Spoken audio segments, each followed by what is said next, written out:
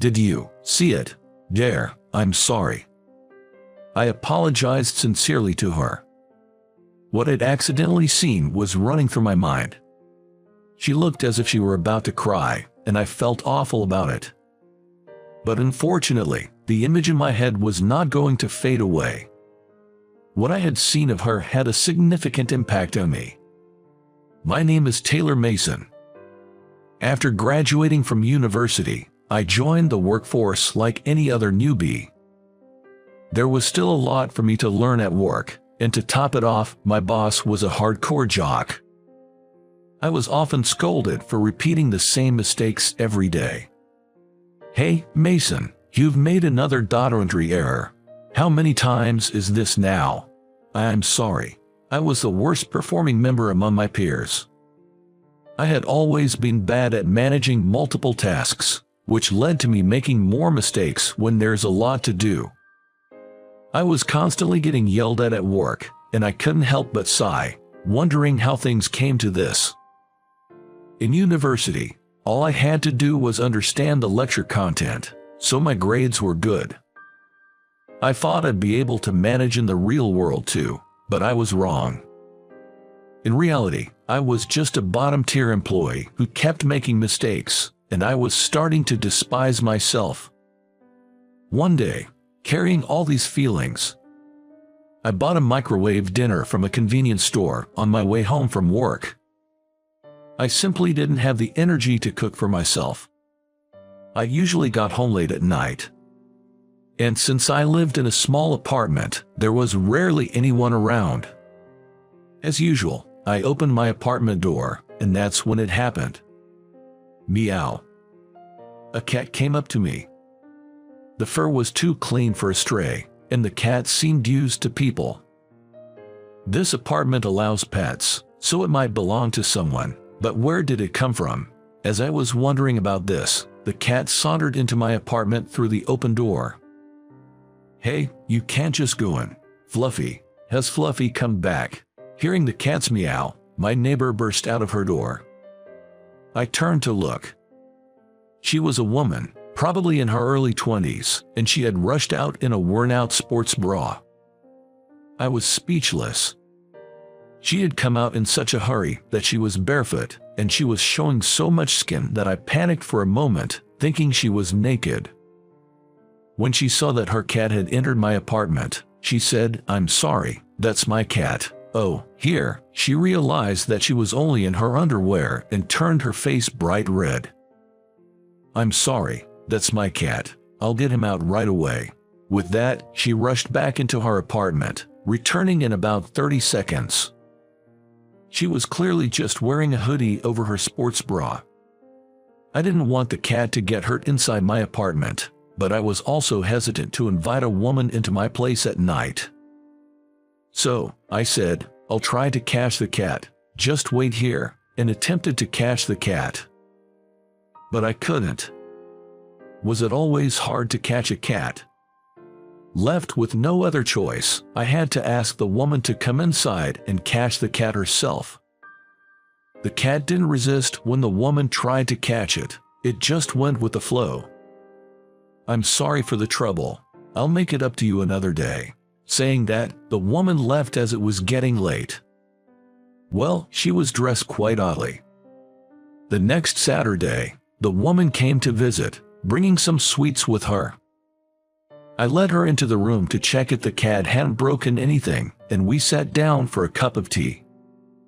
Honestly, since I had led her in my room yesterday, I didn't resist much. Her name is Julia Roberts. She seemed to be a college student, and from the big shoulder bag she brought, it seemed she probably planned to study somewhere after this. She owned a cat named Fluffy. Actually, yesterday Fluffy went out onto the balcony, and I heard him crying at night, so I rushed out in such a strange outfit. Julia was blushing as she explained. "Oh, Fluffy scratched me up pretty bad. It's even more embarrassing to be seen like this. Cats can be quite a handful, huh? I heard cats scratch everything around them when they need to sharpen their claws. So, their clothes got scratched occasionally, but it costed a lot to buy new ones each time, so they wore them when they're not meeting anyone. I'm really sorry for the trouble. Don't worry about it. Just take good care of your cat. Julia thanked me again and got up to leave. But at that moment, her shoulder bag fell over and all the documents inside spilled out. Are you okay? As I scrambled to gather the papers, she exclaimed, No, no. She quickly snatched the papers away from me. But I had seen it. The documents were notices of re-examinations from her university. And there were so many of them. The number of re-examinations was so large, it made me worry about her credit completion. Did you see it? Yes, I'm sorry. I apologized sincerely. At that, Julia blushed deeper than when she had been seen in her underwear, her face on the verge of tears. Everyone says it. They say college is a piece of cake if you attend lectures, but it's impossible for me. I'm not smart. Wah. Overwhelmed with emotion, Julia collapsed right where she stood. It seemed her academic performance was severely poor, to the point where not only graduation, but even progressing to the next grade was in jeopardy. She had always been made fun of for her poor grades, and it seemed she had developed a complex, or rather, a trauma about it. Well, if you want, I could help you with your studies. No, I went to the same university. I took the same courses you're having re-examinations for. Really? What a coincidence. Julia was attending the same university I had. So that made her my junior. Julia was quick to take up on my offer. It seemed she had tried asking her friends for help with her studies before, but kept making the same mistakes, and they had given up on her. Well, I did have good grades in university, and depending on the subject, there are tips and tricks. Maybe if I taught her those, she might just make it. So, we decided to have a study session every Saturday. Well, after seeing the sheer amount of re-exams she was facing, I was quite worried and couldn't get it off my mind. I finished work and bought dinner on the way home, so I got home a bit late. So, I had planned to make our break on Saturday, but it turned out that Julia had an imagination that far exceeded my expectations. She was constantly coming up with answers that I had no idea how she arrived at. Honestly, our weekly study sessions were not enough. So, I decided to add additional study sessions on Tuesdays and Thursdays at Julia's house. This was also because Julia suggested, let me cook dinner as a thank you for the study sessions. Teaching someone is also a way of studying for yourself, so I made an effort to explain the problems that Julia seemed to have difficulty with in a way that was easy to understand. Julia seemed to be studying hard in her own way and gradually improved her grades. As for me, I started to take more notice of my surroundings and my minor mistakes decreased. The number of days I could get through without being shouted at increased, and there were fewer hard times at work. And then, 6 months later, I did it. I don't have any resits anymore. Finally, Julia was freed from the hell of resits. Julia was able to understand the lectures after 6 months of study, and she no longer needed my help. It felt a little lonely, but I should be genuinely happy for her growth. Well done, you worked really hard. If you don't understand something, tell me, okay? Yes, thank you. The study meetings ended with that, but the habit of meeting for half a year didn't just disappear. So, I had the chance to eat Julia's dinners occasionally, and I also invited her for meals. We also talked about things like what kind of company to work for and other life advice.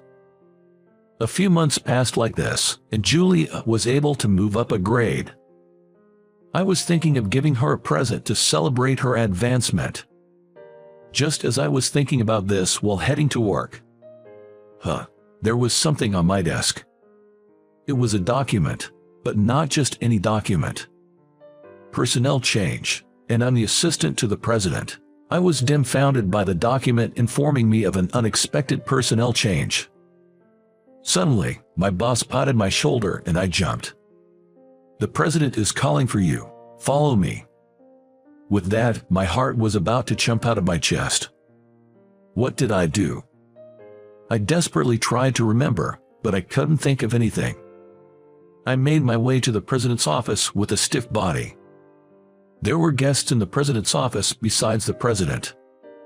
It seemed that I had been called to the president's office because these guests wanted to see me. "Sorry for calling you all of a sudden. These are the owners of Roberts Inc., our business partners." Introduced by the president, I bowed my head. "Wait, Roberts? That's the same surname as Julia. What a coincidence." As I sat on the sofa as directed, the Roberts couple smiled at me. "Nice to meet you. We are from Roberts Inc. No, let's leave the title aside. We came here as parents to thank you and ask you a favor," the president of Roberts said to me. I was completely lost for words and just stared blankly. "Actually, the Julia you've been tutoring is our daughter. We heard that she was able to move up a grade thanks to your help. Thank you so much." No, it was all thanks to Julia's efforts that she was able to move up a grade. So, it turned out that Julia was the president's daughter. I had no idea. I was just surprised. According to Mr. Thompson, the CEO, Julia had her pride and wanted to fend for herself without depending on her parents. It seemed that she started living on her own because of this. "I heard about you from my daughter. I wanted to express my gratitude for everything you've done for her, and I apologize for the inconvenience, but would you please continue to help her with her studies?" he said. With these words, both the CEO and his wife bowed deeply in thanks. What? Please lift your heads," I protested. Being shown such respect by the CEO, a man like me, just an ordinary employee, felt quite awkward. After a few insistences, they finally raised their heads. Apparently, Julia had always had bad grades since she was young. She had received tutoring from various people, but it seems the only one who could make a real difference was me. Julia trusted me, and the ridiculous personnel change that made me the CEO's secretary happened so that it would be easier for me to adjust my work schedule. Our CEO was quite capable, so he didn't need an assistant. His permission allowed me to go to Julia's place at any time. In other words, I don't have any right to refuse. But why did the CEO go to such lengths? Was it simply because he valued this business relationship that much? Actually, we've been friends since we were kids. You know, the so-called best buddies. I've known Julia since she was a little girl, and I've been as troubled as anyone else by her poor academic performance, he revealed. Because I seemed puzzled, the CEO was kind enough to explain our relationship.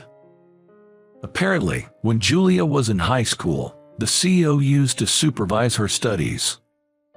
She managed to pass her college entrance exams, but it seems she ended up in a sort of remedial hell. Of course, my salary remained the same even though my department had changed, so it's a win-win situation for me, or so it should be. However, this lack of a right to refuse showed me the frightening power that adults with authority hold. And so, it was decided that I would be taking care of Julia, approved by both her parents and the company. Julia's academic performance has improved slightly, but I can't let my guard down. She seemed to have received a failing grade in a new course she started right after advancing to the next grade. Your assistance again would be much appreciated. Likewise, I responded.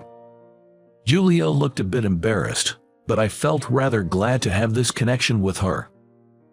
In this way, I supported Julia and was sometimes supported by her, and before I knew it, Julia is now my wife.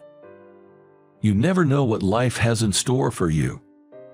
Who would have thought that the college girl I saw in her underwear the first time we met would become my wife? But it seems Julia is still hung up on the mountain of remedial notices, more so than the fact that I saw her in her underwear. playfully telling me to take responsibility for that time as she asks me to help her study. Though the studying she was referring to now was not academic learning, but rather business manners and other basic knowledge for working adults. The CEO was also delighted. Who would have thought that Julia would grow so much? He's an amazing person who single-handedly started the company and continues to grow it. The level of the Harpo performance that even such a CEO struggled with. I still don't know about Julia's past grades, but it seems it's better not to know about it. That's how I'm happily living my life now. But when I really think about it, the catalyst for me discovering Julia's retake notices was when Fluffy wandered into my room. In that sense, I should really be thankful to Fluffy for dropping by my room. Meow. The Cupid of our love spent another day curled up under the sunshine.